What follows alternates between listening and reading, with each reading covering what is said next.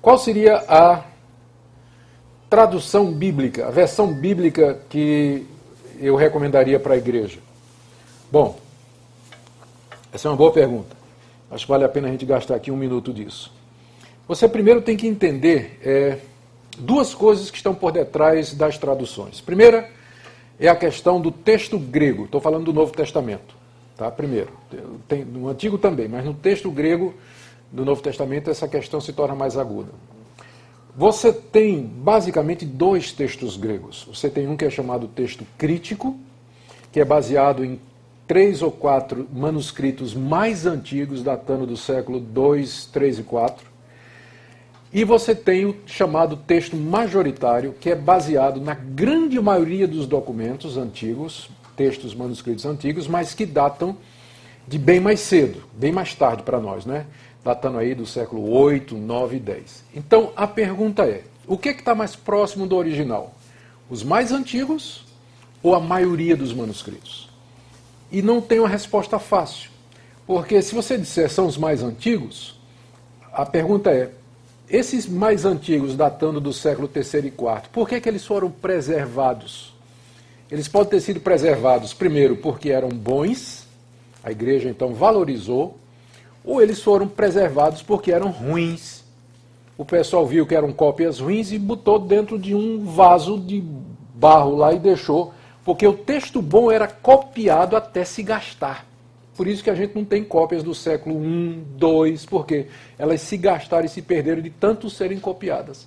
Se você tem manuscritos do século III e IV, é porque a igreja disse, esse texto é ruim. Né? Então guarda aí em qualquer lugar.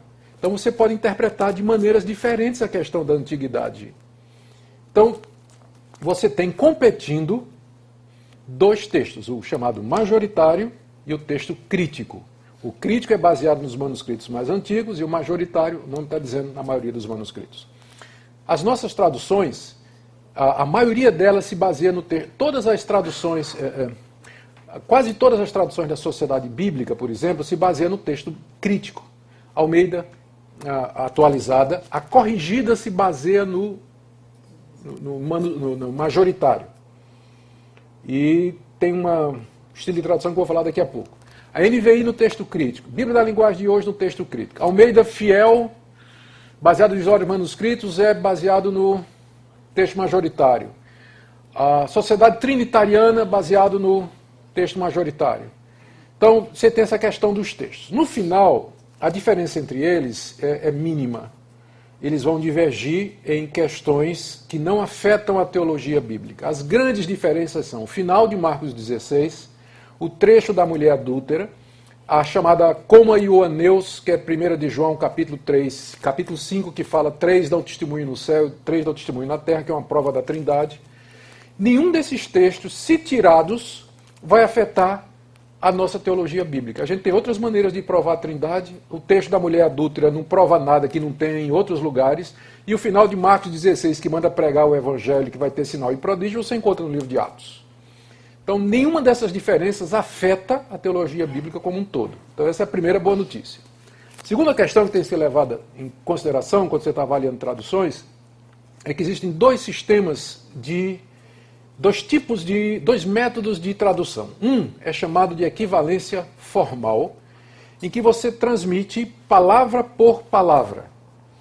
Palavra por palavra. Então você vê a palavra no hebraico e qual seria o equivalente daquela palavra no português. Você traduz palavra por palavra, dando o sentido de acordo com esse relacionamento de palavra com palavra, é chamado de equivalência formal.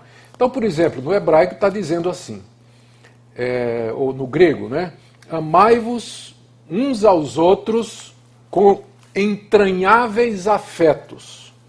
Essa é uma tradução formal, porque a palavra entranhável, splagna no grego, significa tripa.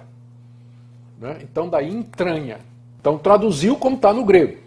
A pergunta é, quem lê hoje, amai-vos com amores das tripas, entranháveis, faz sentido para hoje no português?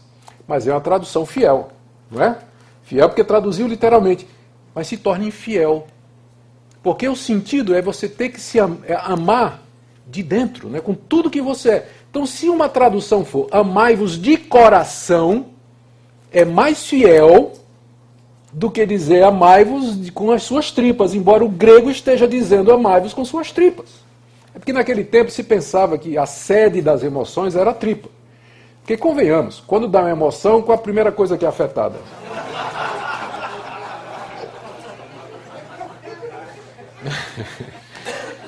Foi mal, desculpa.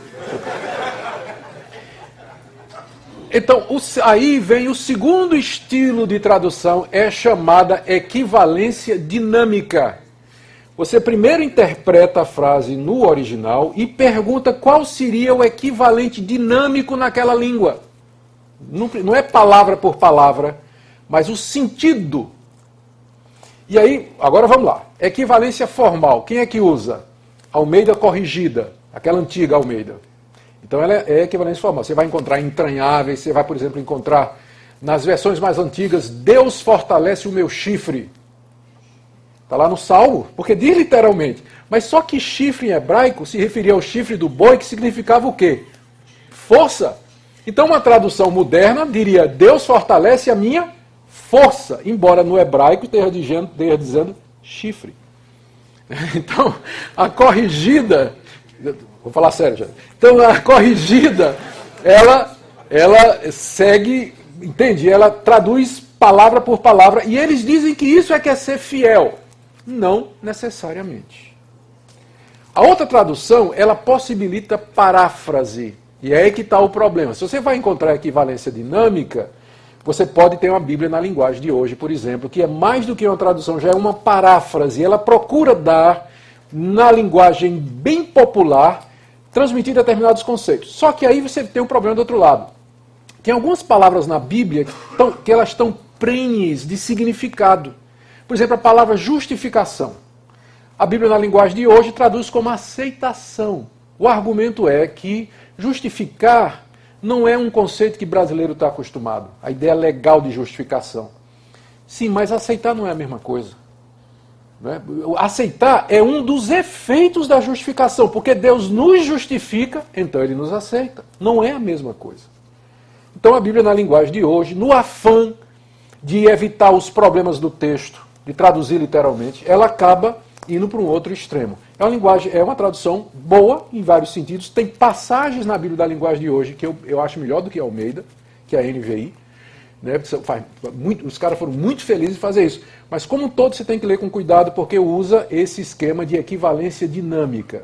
NVI tenta usar uma combinação das duas. Então eu diria assim, no extremo da equivalência formal, você tem a corrigida, Almeida, não é? E do extremo esquerdo aqui você tem a cabana. Cabana não, é a cabana, né? Não, a mensagem. A mensagem, não é isso? A cabana. Eu estou com a cabeça. A mensagem. Então, aqui, vindo de cá, do formal para a equivalência dinâmica, você tem a corrigida e você tem a mensagem. Aí você vai ter a Almeida atualizada e as parecidas com ela, NVI, Bíblia na linguagem de hoje, e aí a mensagem. Então, pergunta, o que você deve usar na igreja? Resposta, depende para quê? Para pregar, eu prefiro aquelas que usam o texto crítico e um método de equivalência que mistura formalidade e equivalência. Então, NVI e Almeida. Então, eu acho que as duas são boas para pregação, para exegese e para estudo. Tem as duas, estude as duas, eu prefiro Almeida. Mas gosto de ler também na NVI. Tá bom? Se você quer usar outras traduções para comparar, então eu pegaria a corrigida, que tem uma versão bem formal, a equivalência formal, e pegaria a mensagem ou a Bíblia na linguagem de hoje. Para você comparar, apenas para comparação, mas para trabalho pastoral eu recomendaria Almeida e a NVI. Almeida em primeiro lugar, né, atualizado, e NVI também em segundo lugar. Tá bom? Essa é a resposta que eu daria. Resposta demorada essa, né, gente? Mas vamos